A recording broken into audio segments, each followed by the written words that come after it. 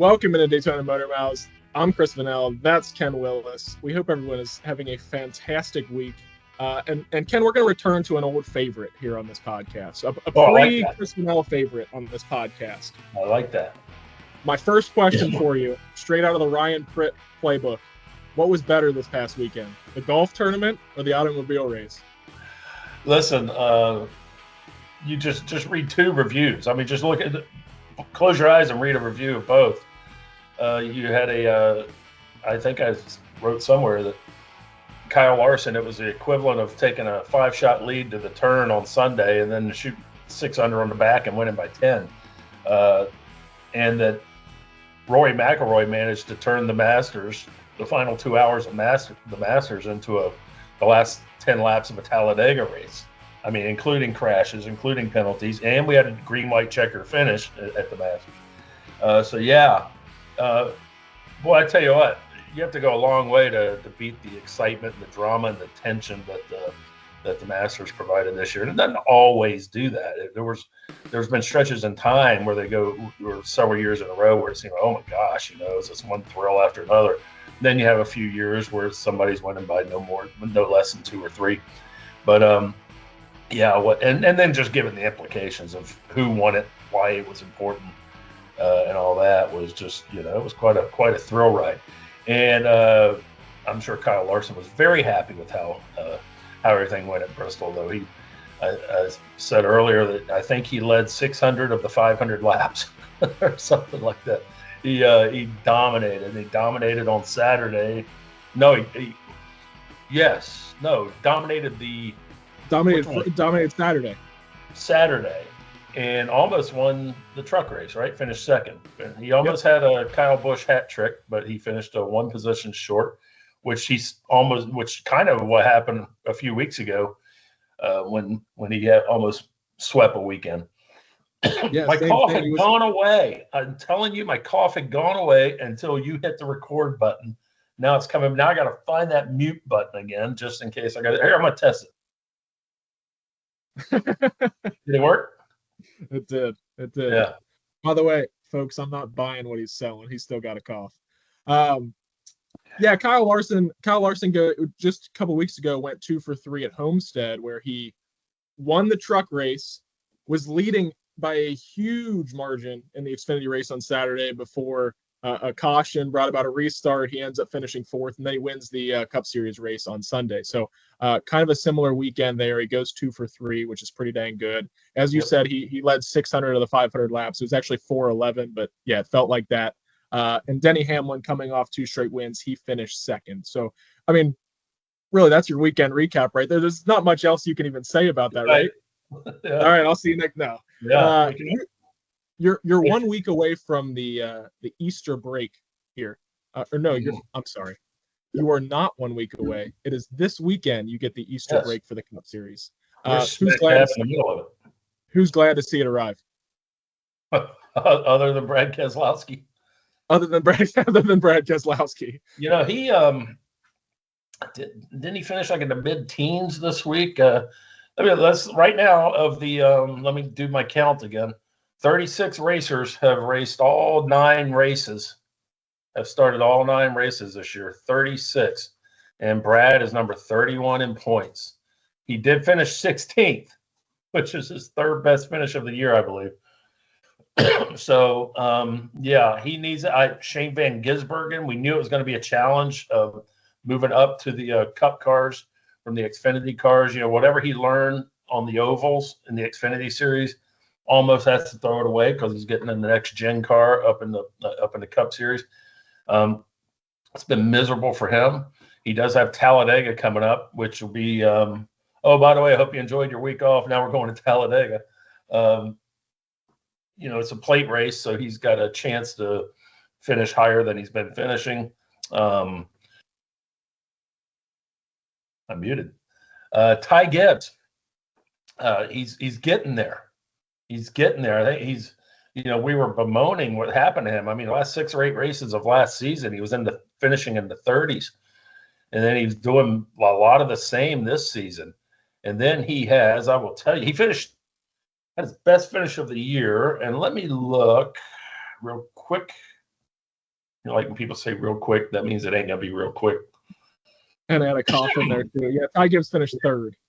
Yeah, he finished 13th, 9th, and 3rd the last 3 weeks. So he is unlike my stock portfolio. He's trending upwards. Don't look. So NASCAR is not completely shutting down for the weekend. You've still got trucks on Friday. You've got Xfinity on Saturday, and they're going to a venue that they're returning to a venue. What are your thoughts on going back to the Rock? Yeah, in terms of who's racing this weekend, it's not so much the who, but the where. They're going back to Rockingham Speedway in Richmond County, North Carolina.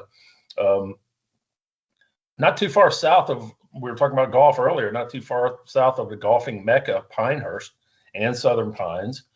Yeah, it's a great track. I only went once in all of my life so far. And it's 1 mile and it's high banked oval and it's glorious. I just remember thinking, my goodness, I wish they were all like this. It's just such a neat place because it's fast, not too big. And did I mention it's fast? So anyway, and the concrete, I don't know what the asphalt's like now. I don't know how any repaves have done, but that area of the sand hills in the South Carolina area, that I don't want to show off my geographic ignorance. I don't know if that's part of the PD or not, but I imagine it might be. The asphalt would get like sandpaper, and they would have to really manage the tires there. And I don't know what the asphalt's like now because I'm assuming somewhere along the line they repaved during all the renovations and bringing it back to life, much like North Wilkesboro. Rockingham had to be rejuvenated. They had to put the paddles on her, get her back in gear. But I'm looking forward to it. I don't always watch the Trucks and Xfinity series, and when I do, I don't always watch a lot of it, just here and there.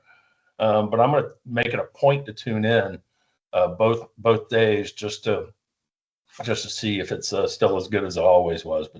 But it's going to be could be interesting, and it could be a time to see if Rockingham is maybe auditioning to host the Clash or maybe the All-Star race some year in the near future. So wouldn't be bad. Much like Bowman Gray, Rockingham's really close to the hub of stock car racing. It's an hour or so east of Charlotte. So it's it's a hop, skip, and a jump for these guys if they're going to do either the preseason Clash or the mid-May All-Star race. So it would be a perfect location geographically speaking. So we'll, if not in marketing terms, for the marketing guys, it might not be the best. But hey, they've gone to North Wilkesboro and they've gone to Bowman Gray, so they make the most out of a small situation. They've done it, and maybe they'll do it again and use Rockingham. Have I mentioned Rockingham enough now in the last 5 minutes? Yeah, give me one more. Where are they racing this weekend? Rockingham. The Rock. Okay. Like a rock. Yes. So look for a Chevy Ram to win Friday night, like a rock. Yeah. We started with a former staple on this podcast. Let's end with the current one. Let's go show and tell. You got something for us this week? Yeah. I just saw it. I eyeballed it. Give me a second. Still on the shelf. Here we go. I didn't step on the dog, by the way. Do we need a drum roll? I like that, but that's not necessarily NASCAR. All right. I got a little Zamboni. That won't do it. Don't blow future show and tells here. When we do our hockey podcast, it's I don't know what this is, but it's an old antique, car, Daytona 500 special edition little die cast of some sort. All these items are for sale, by the way. Not really, but everything has a price, doesn't it? Wheels are good. Plenty of tread left on those tires. Undercarriage, not bad. Doesn't turn on. There's nothing electric in this. It's got a trunk. Oh my goodness. Oh, looky there. Oh my gosh. I was gonna say, I hope there's something in there that you didn't know about for the 30 years you've owned that. Nope, unfortunately. Just some electrical wire and duct tape and a shovel. I don't know what that means, but anyway. Yeah, that'll work. Is that a rumble? I think they called it a rumble seat. Yeah. Correct. You know what? had this thing probably 25 years. I never thought to open that hatch. Now I did, and it's all I'm going to do for the next hour now. This this is what we're going to do. I think next week you have to find a box you haven't opened, in however many years, and we got to open the box and just see what's inside. Oh, that's a good idea.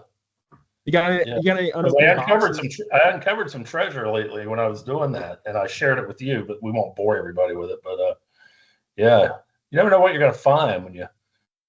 Oh yeah, you're right. That could be a good one. Not in your archives. We have no idea what we're going to find. Yeah. I'll open other people's boxes too. All right, Ken, that's all I got for you this week. Anything else going on? Anything else we should mention? Nope, not coughing though. Don't have a cough anymore. We'll see. We'll test that theory next week. See everybody then.